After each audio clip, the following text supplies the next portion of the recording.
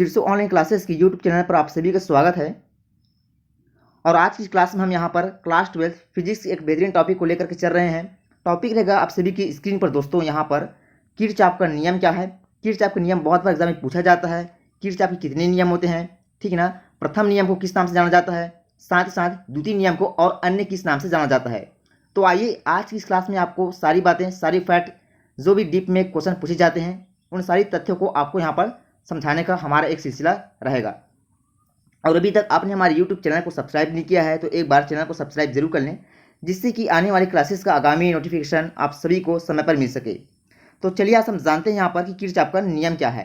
ठीक है, देखिएगा, हम आपको यहाँ पर बता दें कि सन 1842 का टाइमिंग आता है दोस्तों यहाँ पर, जहाँ पर वैज्ञानिक किरचॉफ ने कुछ विद्युतीय प्रयोग किए और उन्हीं प्रयोगों के निष्कर्ष के आधार पर उन्होंने बताया कि किसी भी जटिल विद्युत परिपथ में विभिन्न चालकों में, ठीक है ना, धारा का वितरण ज्ञात करना काफ़ी जो है एक कठिन कार्य है, जोखिम कार्य है। ऐसे में उन्होंने क्या किया, दो नियम दिए थे जिन्हें हम यहाँ पर किरचॉफ के नियम के नाम से जानते हैं। लेकिन यहाँ पर किरचॉफ के दो नियम आते हैं, जिसको हम यहाँ पर किरचॉफ का प्रथम नियम साथ साथ किरचॉफ का द्वितीय नियम यहाँ पर बताते हैं। ठीक है, तो चलिए आज हम जानते हैं कि किरचॉफ का प्रथम नियम क्या है। देखिएगा, यहाँ पर सब कुछ बातें मैं बताना चाहूँगा कि किरचॉफ का प्रथम नियम, जिसको हम यहाँ पर धारा का नियम बताते हैं। पहला पॉइंट आपको यहाँ पर कॉपी में ये मेंशन कर लेना है, ठीक है। दूसरी बात, जो किरचॉफ का द्वितीय नियम होता है, इसी को वोल्टता का नियम के नाम से भी जाना जाता है। तो ठीक, तो ये बात आप बिल्कुल यहाँ पर कॉपी में मेंशन जरूर करेंगे, क्योंकि यहाँ से भी हमारा क्वेश्चन बन सकता है एग्जाम हॉल में। ठीक है, अब समझते हैं कि किरचॉफ का प्रथम नियम क्या है। देखिएगा, आपको यहाँ पर बताना है दोस्तों कि इस नियम के अनुसार किसी विद्युत परिपथ में किसी भी संधि पर मिलने वाली समस्त धाराओं का जो बीजगणितीय योग होता है, क्या होता है, जो बीजगणितीय योग होता है वो शून्य होता है। अर्थात हमको यहाँ पर इस फॉर्म इसको लेकर चलना है। आप यहाँ पर बताएंगे समीशन आई इक्वल 0। ये जो इस प्रकार से डायरेक्ट में दिया हुआ है, इसको आपको यहाँ पर बताना है समीशन आई, ठीक है ना, समीशन आई इक्वल 0।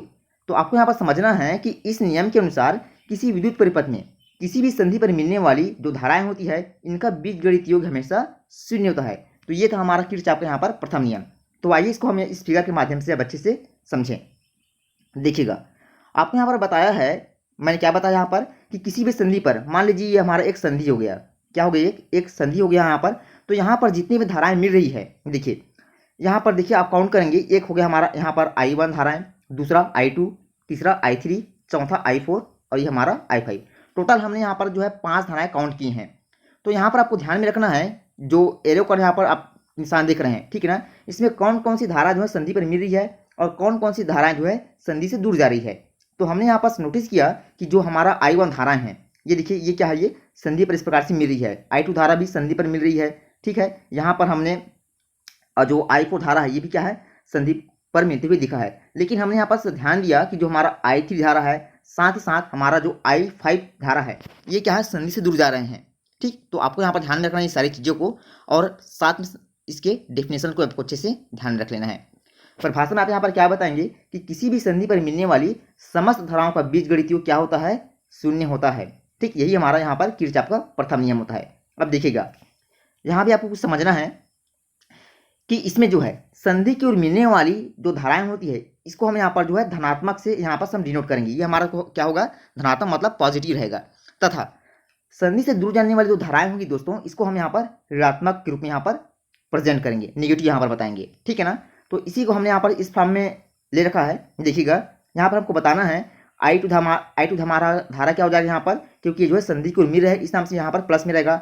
I2 धारा भी हमारा जो है संधि की ओर मिल रही है, ये भी हमारा प्लस में रहेगा। लेकिन जो I3 धारा है, ये संधि से दूर जा रहा है, इस नाम से ये माइनस में रहेगा। I4 धारा प्लस में रहेगा, I5 धारा यहाँ पर माइनस में रहेगा, क्योंकि ये भी संधि से ये दूर जा रहे हैं। और इन सभी धाराओं का बीजगणितीय योग क्या होता है, यहाँ पर 0 होता है, जैसा कि हमने आपको अभी परिभाषा में बताया है।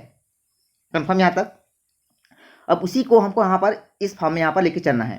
ठीक, इस प्रकार से हमको यहाँ पर लिखना है। क्या लिखेंगे आप यहाँ पर आप समझिएगा। देखिएगा, सारी चीज़ों को आपको बिल्कुल अच्छे से यहाँ पर समझना ही है, ठीक है ना। देखिए, I1 धारा प्लस I2 धारा प्लस I4 धारा, क्योंकि ये क्या है, सभी जो है संधि की ओर मिल रहे हैं, यहाँ पर संधि पर ये मिल रहे हैं, इस नाम से ये सभी जो है पॉजिटिव में रहेंगे। अब यहाँ पास हमको यहाँ पर लेना है इक्वल, इस प्रकार से। अब देखिएगा, जब हम इस प्रकार से मतलब दूसरे साइड में इसको हम एक्सचेंज करेंगे, मतलब पक्षांतर करेंगे, तो जो हमारा यहाँ पर ऋणात्मक है वो किस में चला जाएगा, ये पॉजिटिव में आ जाएगा। तो हमारा यहाँ पर जो है प्लस I3 बनेगा और हमारा यहाँ पर प्लस I5 धारा यहाँ पर बनेगा। दूसरे साइड में हम यहाँ पर इसको लाएंगे तो ठीक है। तो उम्मीद है आपको यहाँ तक तो अच्छे से समझ में आ गया होगा, ठीक है ना। यही क्या होता है, हमारा किरचॉफ का प्रथम नियम होता है। दूसरी बात, किरचॉफ का प्रथम नियम को जो है आवेश संरक्षण के नियम के नाम से भी जाना जाता है।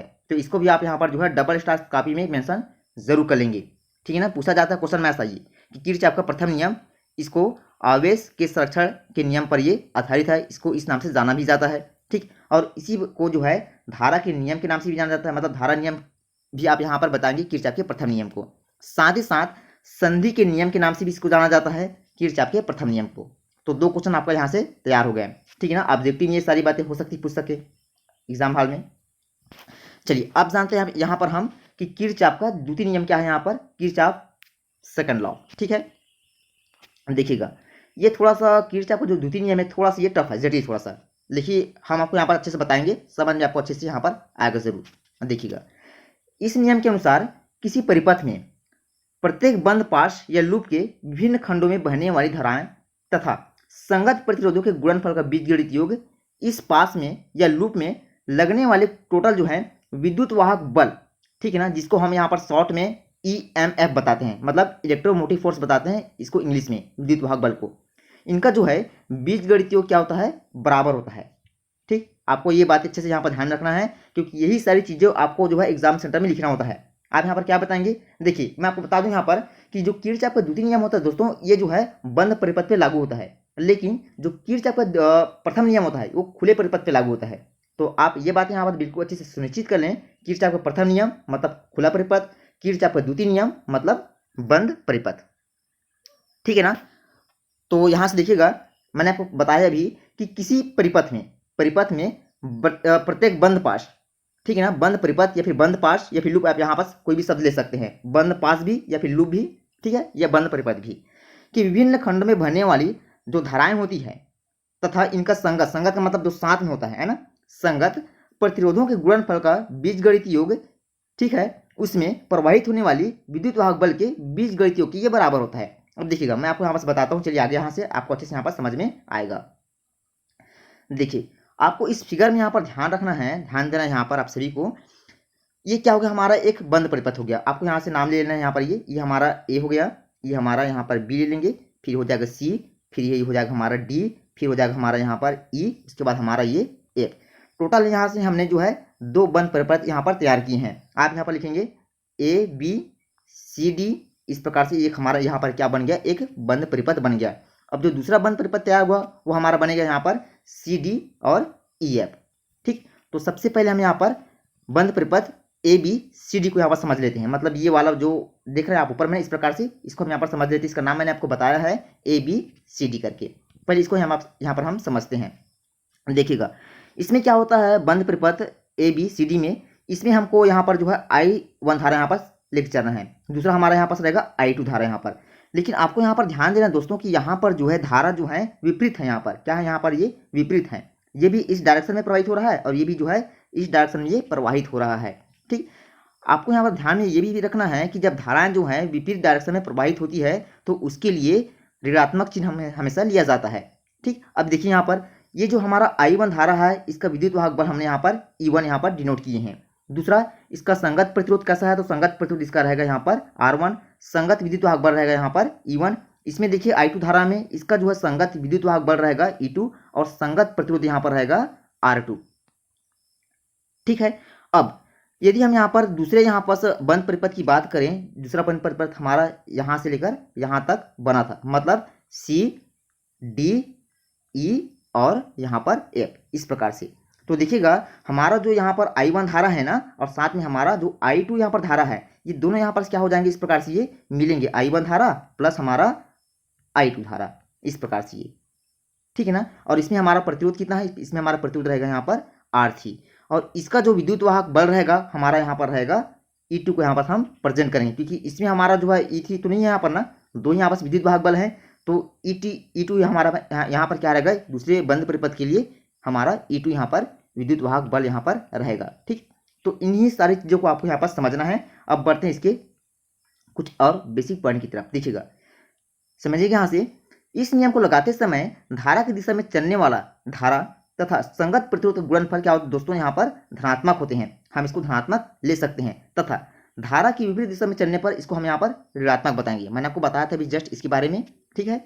इस प्रकार सेल में रील प्लेट से धन प्लेट की ओर चलने पर विद्युत वाहक बल पर धनात्मक तथा धन प्लेट से रीढ़ प्लेट की ओर चलने पर विद्युत वाहक बल पर ये जो है ऋणात्मक प्रभाव डालेंगे। ऋणात्मक प्रभाव हमको यहाँ पर बताना पड़ेगा। अब बात करते हैं यहाँ पर हम कि इसका व्यंजक इसको हम किस प्रकार से किस फॉर्म में लिखें। देखिएगा, पहले हम यहाँ पर लेते हैं बंद प्रथम जो हमारा बंद परिपथ बना था, कौन सा बना था, तो हमारा बना था ABCD, यही तो हमारा बना था यहाँ पर ना, प्रथम बंद परिपथ। तो देखिए यहाँ पर हमने यहाँ पर धारा क्या लिखा है, धारा हमारा यहाँ पर रहेगा I1 धारा, और उसका संगत प्रतिरोध कितना था, संगत प्रतिरोध था हमारा यहाँ पर R1 धारा, ठीक है। और उसमें हमको बताना है कि इन दोनों का मतलब जो धारा प्रवाहित हो रही है I1 धारा, I2 धारा, R1 प्रतिरोध, R2 प्रतिरोध, इनका जो है बीजगणितीय योग जो है टोटल संगत प्रतिरोध संगत विद्युत वाहक बलों के योग के क्या होते हैं, ये बराबर होते हैं। लेकिन आपको यहाँ पर ध्यान में रखना है कि यहाँ पर तो माइनस लिखा हुआ है, यहाँ पर देख रहे हैं आप, यहाँ पर ये माइनस लिखा हुआ है। तो माइनस लिखने का यहाँ पर रीजन है दोस्तों, रीजन क्या है, मैंने आपको बताया है कि यदि धारा जो है विपरीत दिशा में चल रही है, विपरीत दिशा में प्रवाहित हो रही है, तो वहाँ पर हमको माइनस का चिन्ह लेके ही चलना है। यहाँ पर मैंने आपको बताया है ना अभी फिगर में, यहाँ पर क्या बताया है कि ये धारा जो है विपरीत दिशा में आ रही है, ये भी जो है इसी दिशा में और ये भी जो है इसी दिशा में। तो इसी नाम से हमने यहाँ पर जो है दोनों के मध्य में हमने यहाँ पर माइनस का सिंबल ले रखा है यहाँ पर, जैसे कि आप यहाँ पर देख सकते हैं इस प्रकार से, ठीक है ना। तो आपको ये भी अच्छे से यहाँ पर ध्यान में रख लेना है कि यदि धाराएं जो हैं विपरीत दिशा में आ रही है तो उसके लिए हम यहाँ पास ऋणात्मक चिन्ह लेकर के चलेंगे, ठीक है। अब बात करते हैं यहाँ पर हम, ये तो हो गया हमारा यहाँ पर प्रथम बंद पास के लिए, दूसरा यहाँ पास लेंगे इसके लिए। अच्छा शायद ये हम जो इसको 2 बार टाइप कर चुके हैं ना, चलिए कोई बात नहीं, इसमें आते हैं, देखते हैं इसको। और द्वितीय बंद पास के लिए, तो द्वितीय बंद पास हमारा क्या बताया था मैंने आप सभी को, एक है एक सेकेंड, C बना था, D बना था, E बना था और क्या बना था, A बना था। इस प्रकार से हमारा द्वितीय बंद पास तैयार हुआ था। तो उसमें मैंने आपको बताया है क्या कि I1 धारा और R1 धारा साथ में वहाँ पर जो है 2 धाराएं वहाँ पर क्या है आपस में मिल रहे हैं, कौन कौन सी, I1 धाराएं और I2 धाराएं।